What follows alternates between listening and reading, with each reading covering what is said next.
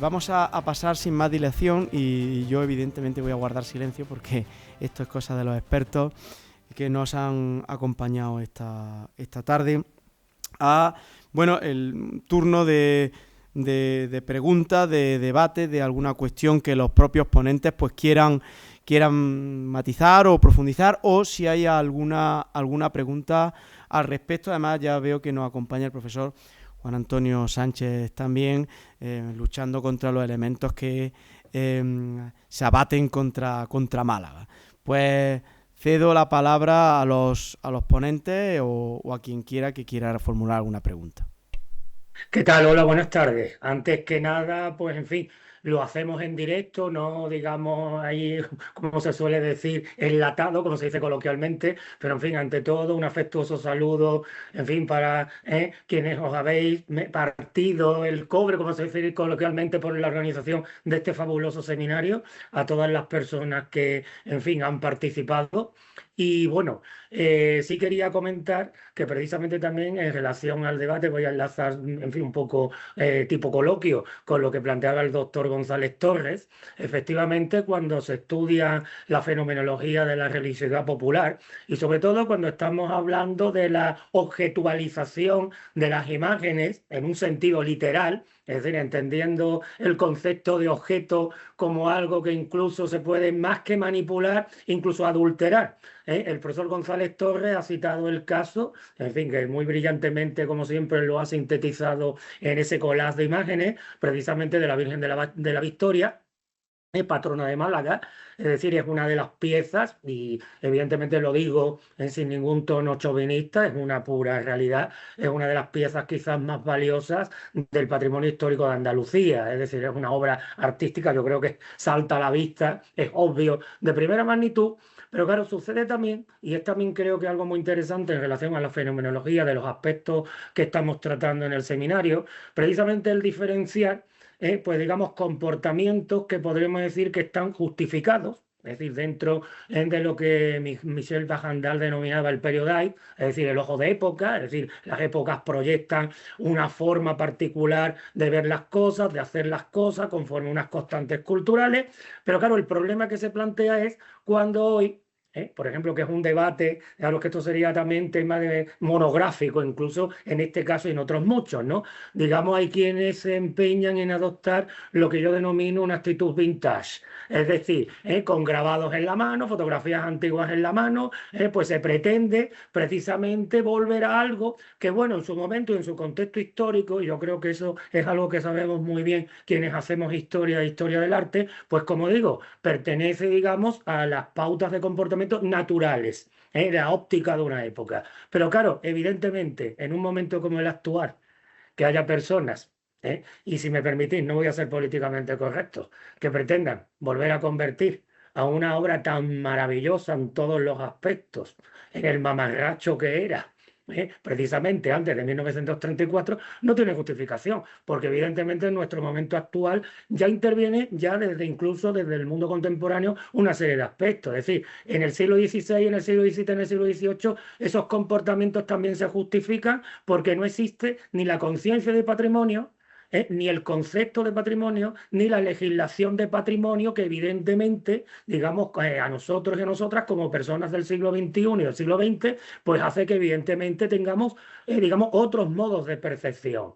Es decir, de hecho, incluso, pero vamos, incluso ya que estamos hablando de los contextos culturales, hay algo muy importante. No podemos olvidar que ya en el siglo XVI, el propio San Juan de la Cruz, en su vida al Monte Carmelo, denomina y califica la perversión en esos usos y modos de degradación y de adulteración de las imágenes como ornato de muñecas. Es decir, no es la imagen de vestir, no es la costumbre de vestir la imagen, sino la degeneración.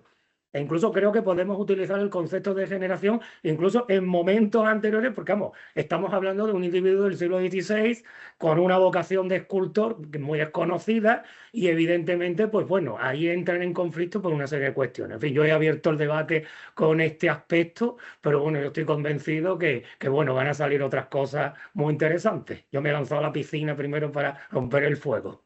Sí, y además, si me Perdonad, no permite, sé, perdona Javier, sí, solo voy a hacer un sí, comentario. No sé si el profesor Sánchez López tenía un micrófono puesto aquí en el instituto, porque precisamente me ha hecho mucha gracia, cuando estaba yo viendo la ponencia de Concha, estaba planteando lo mismo, de cómo muchas veces la estética de la época, por ejemplo, en relación con los cristos que han aparecido de Filipinas, que pueden parecer a visión como muy horrendo, pues a lo mejor era la estética de una época del siglo XVI, XVII, y como tú bien has dicho, perdona que te tute, como tú Por bien has supuesto, dicho, bueno, por supuesto. como tú bien has dicho, de repente nos salen pues guardianes de las esencias que dicen, tenemos que volver a no sé qué época, pero mezclando ahí un collage de un montón de ideas y cosas raras que realmente no es ni muchísimo menos lo de esa época, porque a lo mejor lo de esa época a ti te podría parecer horripilante y montas luego ahí una especie de monstruo mm, imaginero que no tiene mucho sentido. No es como yo a veces lo percibo, que además retomando, y ahora perdona que haya entrado ya a saco, lo que comente el profesor Torres, retomando la especialidad del profesor Torres sobre redes sociales, etcétera, y sobre tal, más media, es que dice, es que es el pan nuestro de cada día de muchos debates cofrades súper elevados, que muchas veces son, permitidme la expresión, y tampoco voy a ser correcto, majaderías. Pero bueno, es como también lo Pero veo yo. volvemos a lo mismo, Frank, que es el sustento de este seminario. La interpretación de las fuentes han de estar contextualizadas. Yo no puedo de buenas a primeras horas sacar un cromo de cuando los coleccionaba siendo niño a mediados de los 80 de un futbolista y pretender compararlo hoy pues con las Holy Cards, por ejemplo, ¿no? Entre otras cosas, ¿no? Y en este debate, pues efectivamente nos encontramos en ocasiones con la presencia de determinadas personas que simple y llanamente, porque ellas lo valen, y perdón también por la expresión, pues tienen a bien lanzar una opinión. Una opinión que no está versada, que no está fundamentada y que colisiona con algo importante, que es la verdad histórica. Tanto Concha como Juan Antonio creo que están completamente de acuerdo con esto, ¿no? Y nos encontramos a veces pues con determinados sectores que crean ese tipo de opinión absolutamente subjetiva, que bueno, que tratan de imponer ahí una versión absolutamente adulterada de una realidad que no tiene nada que ver, nunca mejor dicho, con una secuenciación histórica. Las imágenes, como por ejemplo la obra que comentaba el profesor Sánchez López de la Virgen de la Victoria, son libros con episodios y no nos podemos saltar ninguno de ellos, pero es que estamos en el siglo XXI y evidentemente esos episodios atrás hay que leerlos cronológicamente y otorgarles el sentido que merecen. De igual manera que con nuestros ojos del siglo XXI no podemos tachar ni podemos etiquetar un comportamiento, una actitud o una expresión del siglo XVII con cuestiones actuales porque directamente estamos faltando a la realidad y creando además un falso testimonio que colisiona con las fuentes que tienen que ser, insisto, interpretadas adecuadamente en función del contexto. Y esto es equiparable no solamente a cuestiones relacionadas con el arte, sino a cuestiones relacionadas con la historia, con la liturgia, en definitiva, con todos los aspectos fundamentales, ¿no? Ponía hace un ratillo en una de las imágenes algunos nuevos santos eucarísticos, especialmente a Carlo Acutis, ¿no? Yo no sé quién habrá hecho eso, pero desde luego ese día no estaba feliz esa persona en cuanto a la materialización artística de esa presencia. Estamos hablando de un personaje actual, contemporáneo, con una historia concreta y su vinculación al sacramento de la Eucaristía. Pero esa no es la manera de presentar a un santo contemporáneo, porque además es que se está faltando al propio concepto mismo de la santidad y al propio concepto mismo de lo eucarístico. Y en ese sentido, pues también tienen, en este aspecto, también tienen responsabilidad quien haya encargado eso y que se hayan encargado, nunca mejor dicho, de bendecir esa imagen y de colocarla en un espacio sacro. Otra cosa distinta es que la coloque, por ejemplo, pues no sé, en la estantería de un bar o en el escaparate de un centro comercial. También estoy desvirtuando la cosa, pero tampoco forma parte de ello, ¿no? Cualquier persona ajena, no digo sola y exclusivamente al hecho artístico en sí, sino ajena a este tipo de creencias, a este tipo de ritos, puede interpretar exactamente igual que un maniquí, exactamente igual. Y Yo es precisamente que quien tiene la culpabilidad de eso es quien encarga, quien fomenta y quien aplaude, no se olvide esto nunca también, quien aplaude después ese tipo de acciones, ¿no? No, pero es que aparte de eso, yo diría también una cuestión. Hay maniquíes que tienen más calidad escultórica que esas creaciones, si se pueden llamar creaciones. Es que, fijaros que ahí Javier ha tratado algo muy interesante, que además evidentemente, en fin, para los que estamos aquí es un tema vamos, forma parte casi del pan nuestro de cada día, que es la construcción visual de la santidad, que eso sobre todo cuando nos vamos a la Edad Moderna es tremendamente interesante porque claro, la gran diferencia con respecto, bueno, a los santos de los primeros siglos, donde digamos es un concepto completamente idealizado, es decir, nadie sabía cómo era San Lorenzo y los artistas pues bueno, no tienen más remedio que inventarse un mártir de los primeros siglos, digamos recurriendo al idealismo. Hay una cuestión mixta, los grandes santos medievales, hablamos de San Bernardo, San Benito, San Francisco de Asís, Domingo de Guzmán. Hay retratos literarios, en algún caso, a lo mejor algún testimonio iconográfico primitivo, pero no es un retrato en un sentido convencional de transcripción fidedigna del original. Claro, ¿qué sucede? Eso es ya a partir, como sabéis muy bien, de la Edad Moderna, cuando, digamos, a partir de que los jesuitas tienen la ocurrencia de extraer la mascarilla mortuoria de San Ignacio, y entonces todos los santos, digamos, San Felipe Neri, San Camilo de Lely, etcétera, etcétera, van a construir sus imágenes con una base retratística. Pero claro, ahí voy a lo que comentaba muy bien Javier, ahí está lo fundamental. Aquí el artista tiene un papel fundamental, por eso hablamos de construcción visual de la santidad, porque claro, efectivamente, claro que es el gran defecto, bajo mi punto de vista, de esas creaciones actuales, efectivamente.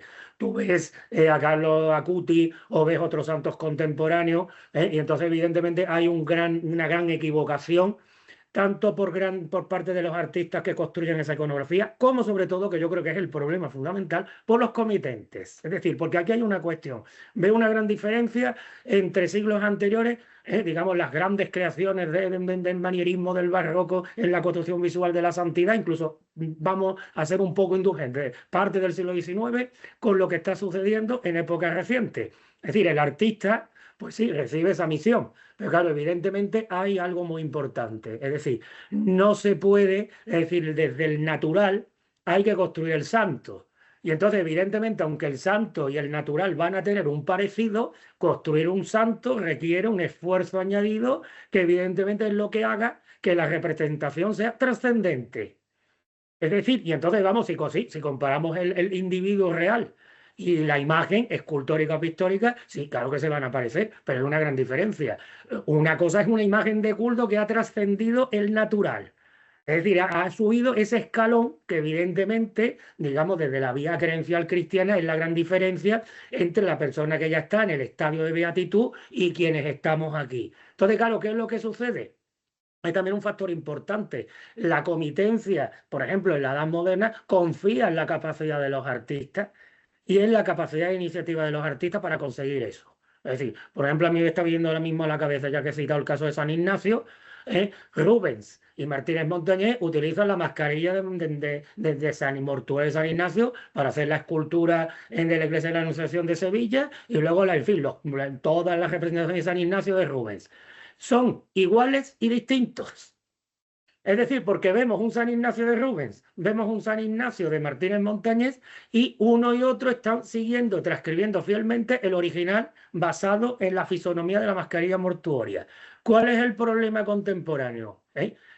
Yo creo, bajo mi punto de vista, aparte de que hay un distanciamiento de muchos artistas con respecto a lo que es construir visualmente un santo, es decir, ya es una cuestión, digamos, personal, por muy buen artista que se pueda hacer, es la comitencia. Es decir, es que hay que tener en cuenta una cuestión.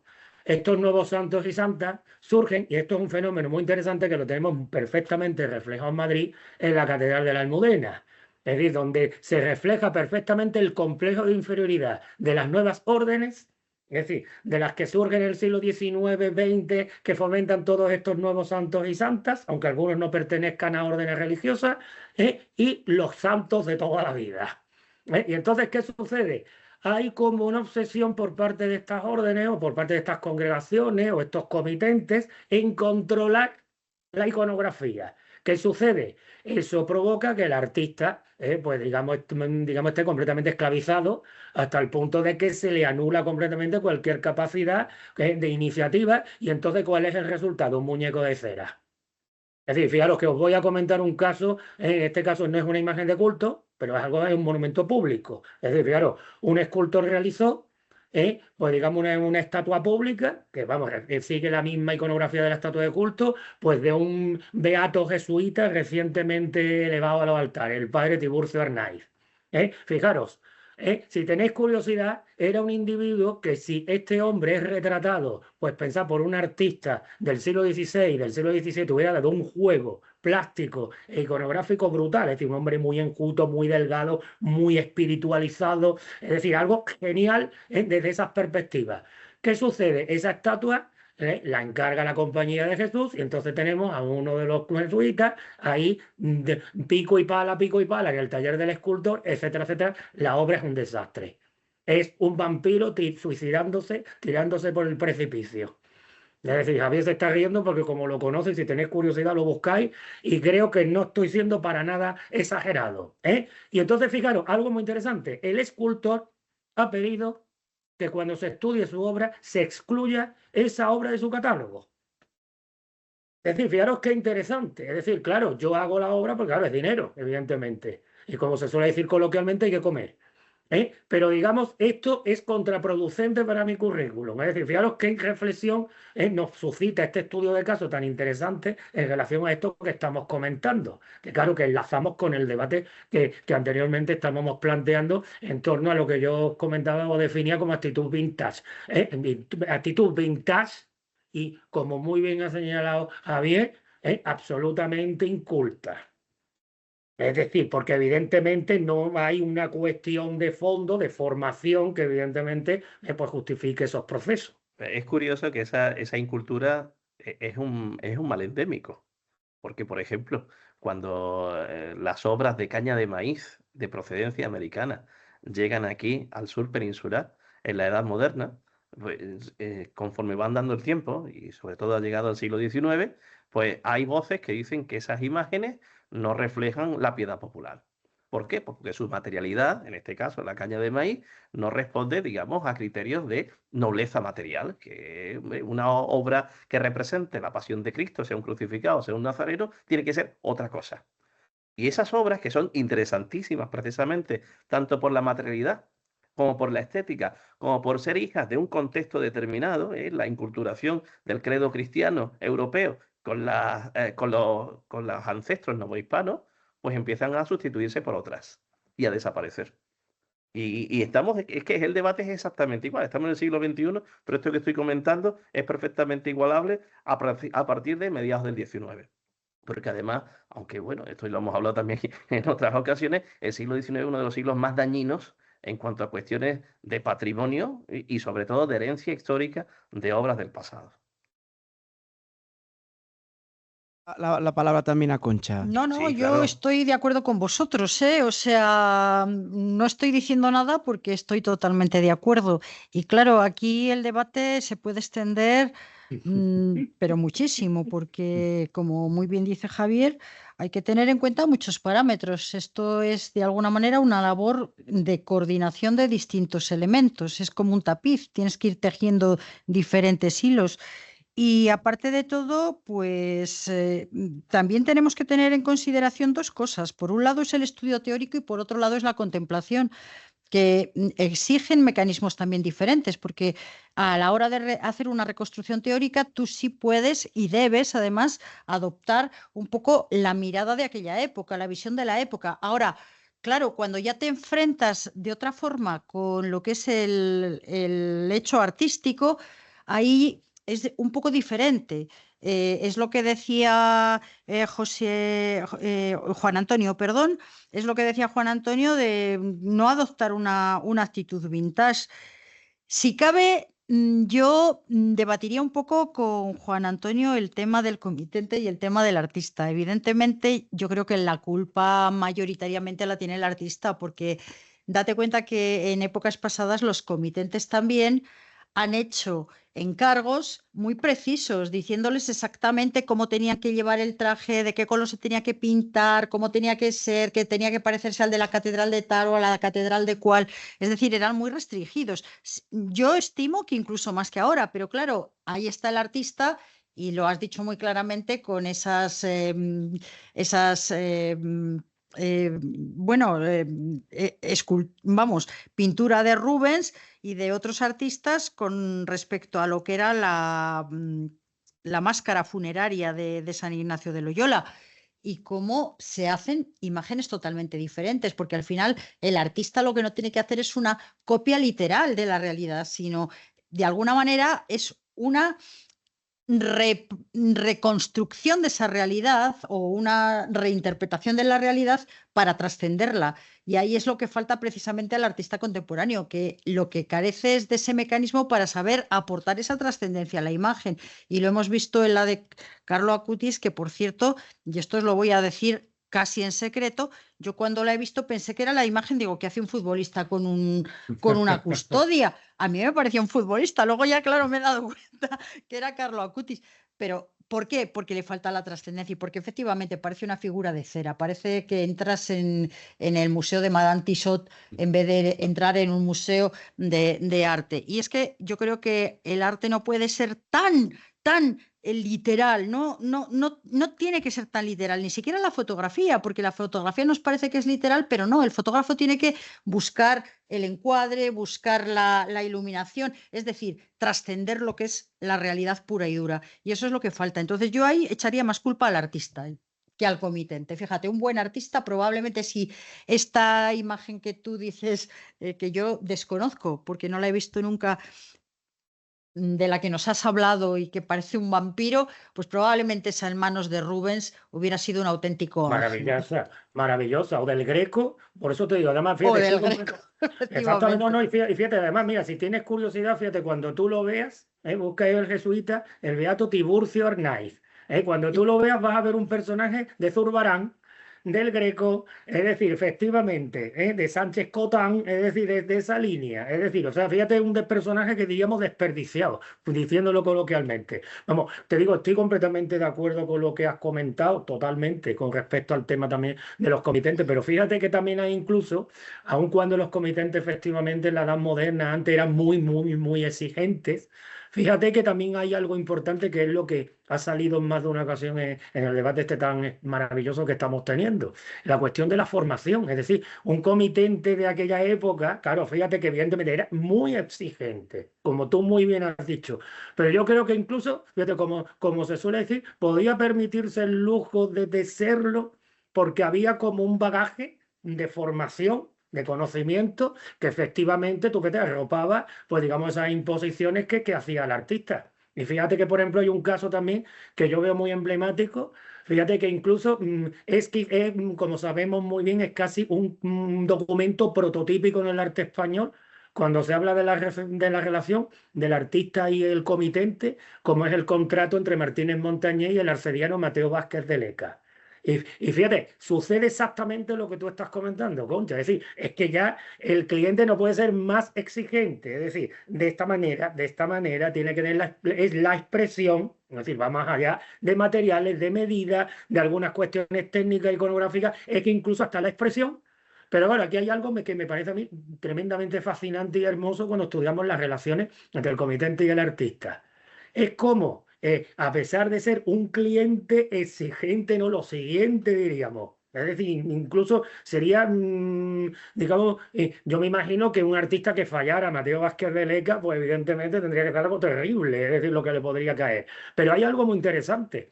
Cuando Martínez Montañés interpreta y subjetiviza lo que le pide el cliente, realmente termina haciendo lo que él quiere. Porque claro, es que realmente cuando uno ve el rostro del crucificado, no es un rostro no es ese rostro intimidatorio que le está pidiendo más que de Leca, que es que se está quejando, que le está recriminando, que aquello que por lo que sufre es por su culpa. Es decir, sí lo hace, pero evidentemente deviniéndolo hacia otros parámetros.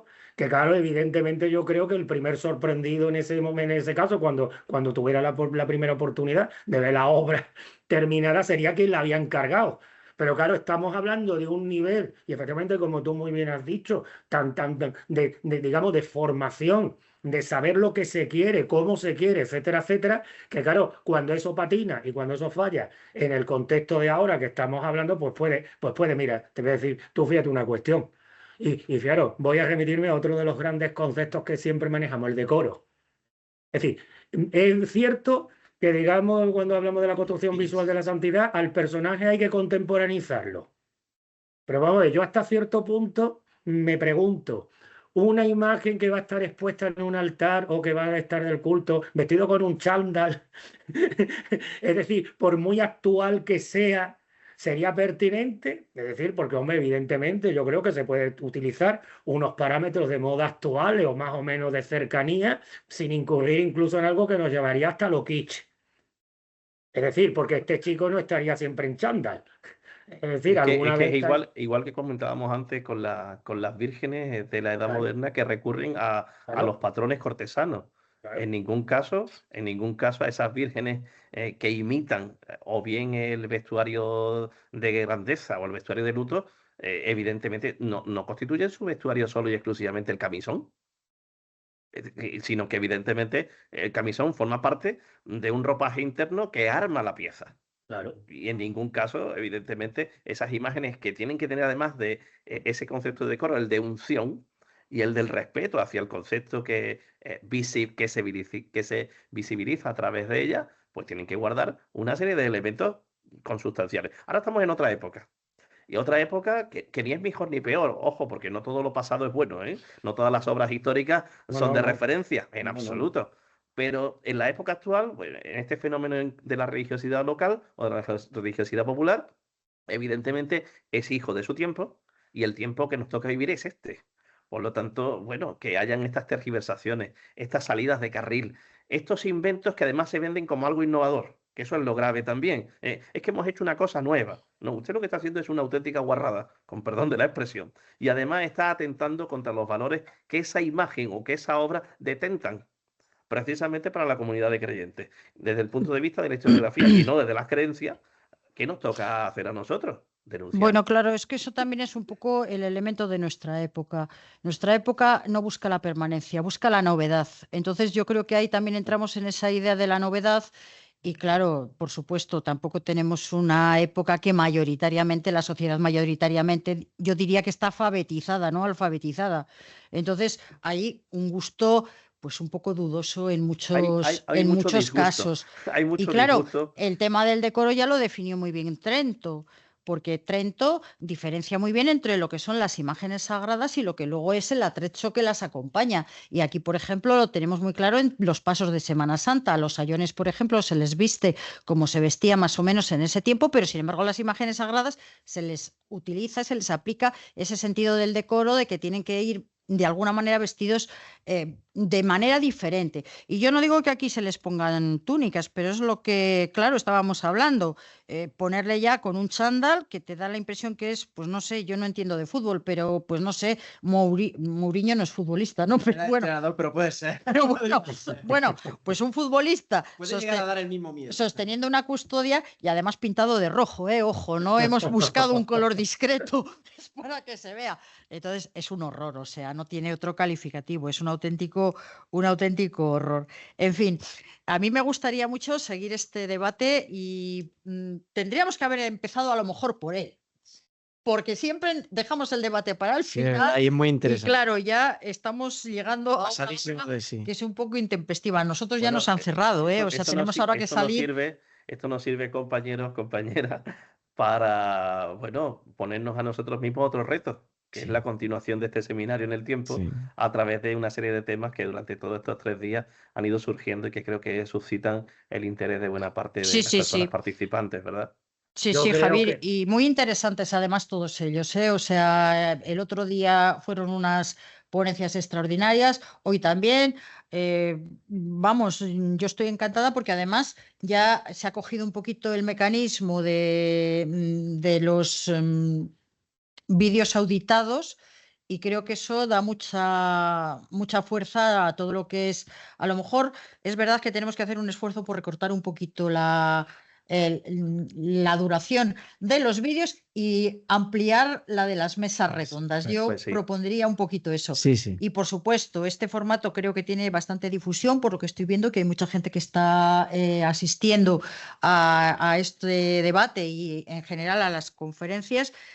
Pero claro, también deberíamos pensar un poquito en hacer algún tipo de cuestión a lo mejor un poquito presencial, Sí. ¿verdad? Porque eso siempre pues, nos da por lo menos estrechar un poquito lazos entre nosotros. Bueno, yo no estoy estoy dando unas ideas, ¿verdad? Sí, sí, Pero que ¿no? no quiere decir que se vayan a cristalizar. Sí, no, pero es Pero interesante, efectivamente. sí, yo recuerdo con muchísimo cariño ese congreso, simposio que hicimos en el Sacromonte, ¿En ¿te Granada? acuerdas? Sí, En sí. Granada, que estuvo francamente muy bien y que además a mí me sorprendió la cantidad de personas, porque yo pensé, Sí. seremos los ponentes con los ponentes y que va, había una asistencia de público Y auténticamente retomando el tema increíble. futbolístico, con un Barça-Madrid en medio.